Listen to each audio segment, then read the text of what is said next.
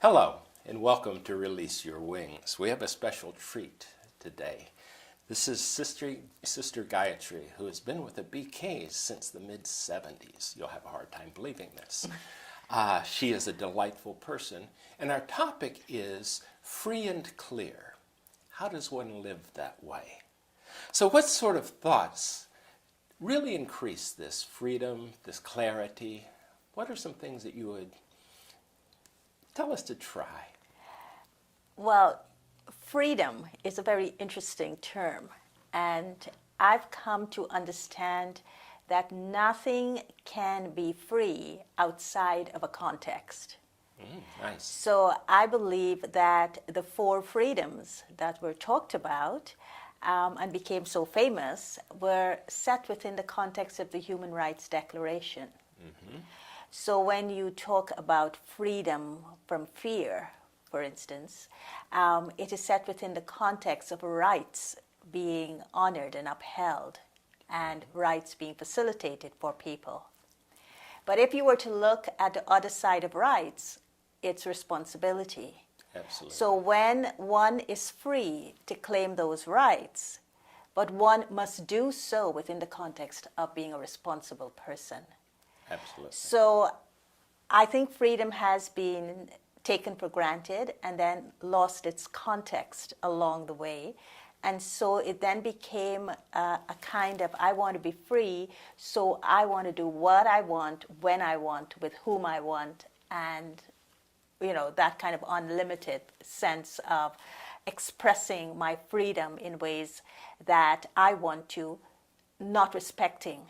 Yeah. And not respecting others, but also not being responsible, not being a responsible citizen or a responsible person. So freedom is not license as we're talking about it, to do just anything. Exactly. And I don't think there's any license, even though I have a license to drive a car.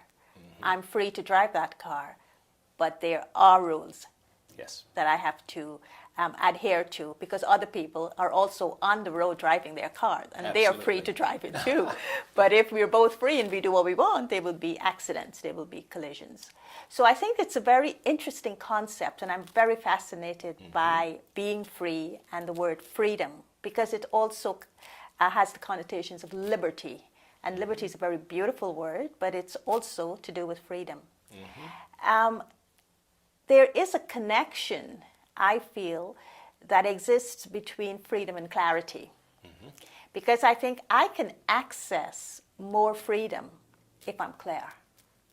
So if I have an inner clarity, if I can generate thoughts that would give me meaning and make sense and kind of highlight purpose, then those thoughts would give me a clarity of where I want to go.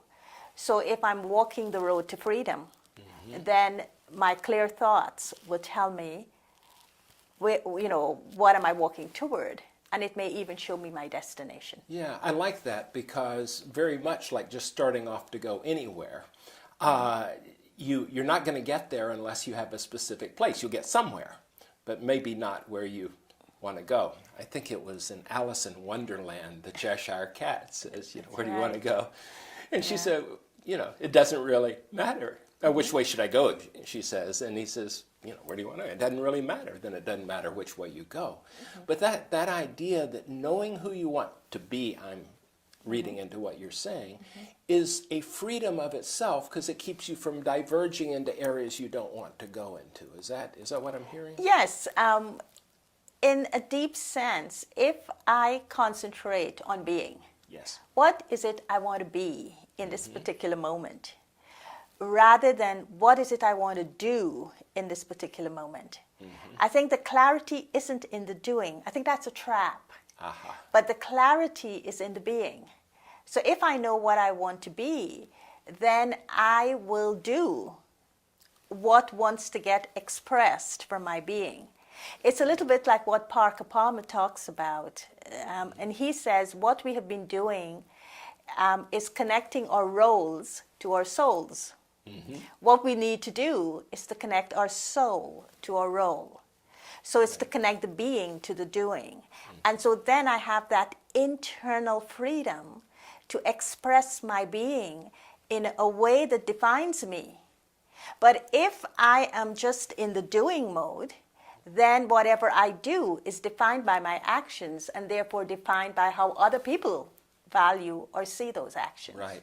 And so then it equals to I'm being defined by someone else. So if one of your values is kindness, for example, you don't have to strategize, I'm going to carry a little old lady across the street, or I'm going to find a dog to take care of. You basically are living as a kind person, and the doing comes out of that. Yes, because compassion comes from the being, and the expression of compassion is kindness. So I know you're a BK, so I know you meditate quite regularly.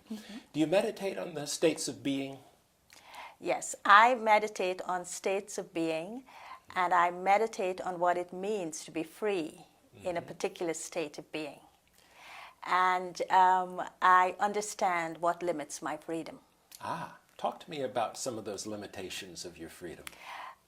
Limitations of freedom for me they come from my fears, they come from doubts, they come from social norms that I've grown up with, they come from culture to a certain extent.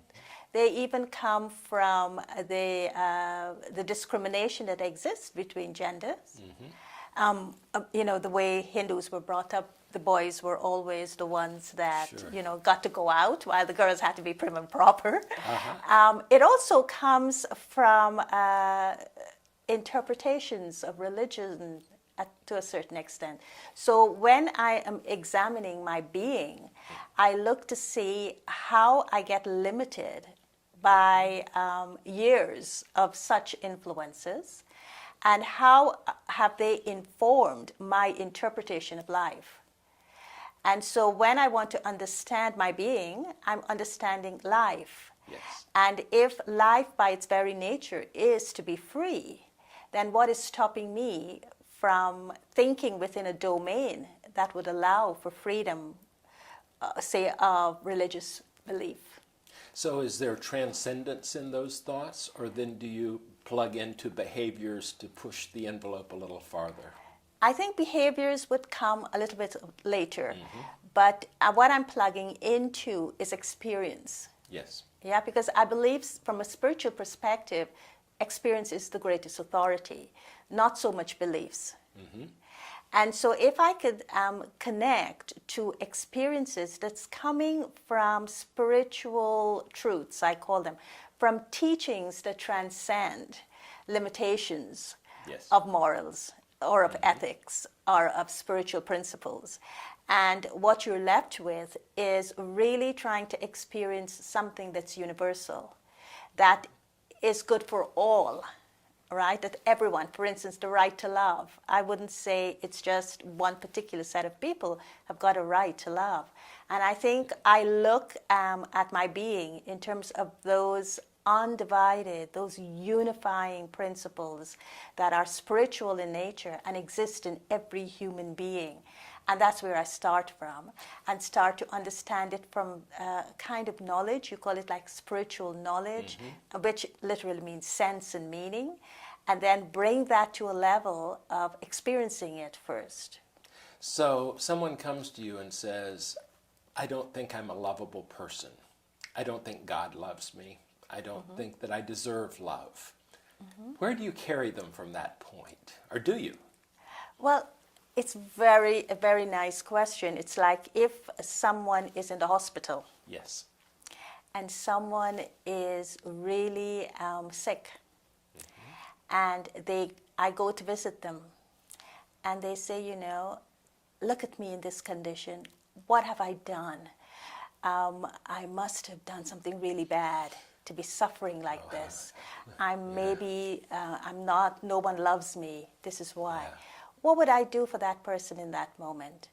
I would take their hand. I would hold their hand. I would look into their eyes, and I would love them. Perfect. Absolutely. I've often thought, I was a professor before retirement, and I've had students sit and tell me things like that. And sometimes I verbalized it aloud, but always thought it. If you could see you the way I see you, you would feel so much better about yourself. Yes. You know, I see you as perfect and learning, and you see yourself as just hurting. Right. My younger son is a chaplain, and he works in palliative care. And he talks about exactly what you're talking about. It transcends what denomination people are in, what their beliefs are.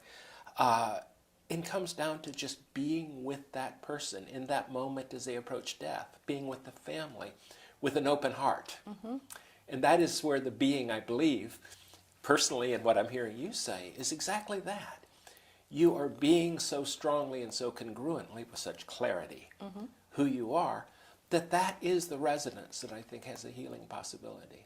Right. And one final thing I suppose I'd like to add to that is in that moment, if someone is describing how they're feeling, and they're not feeling loved, and they're feeling low, and they're feeling hopeless, Right.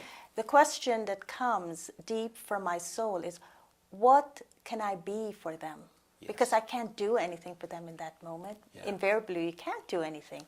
So what is it I can be for them? And then what inspires the being is not that person is giving me something that would then inspire me to give something in return. Right. But what the person is doing is giving me an opportunity. And that opportunity is to respond and be what that person wants me to be for them. And so that experience is called a spiritual experience, because it's the meeting of two souls. I think so. And it's the awakening of what that soul has forgotten.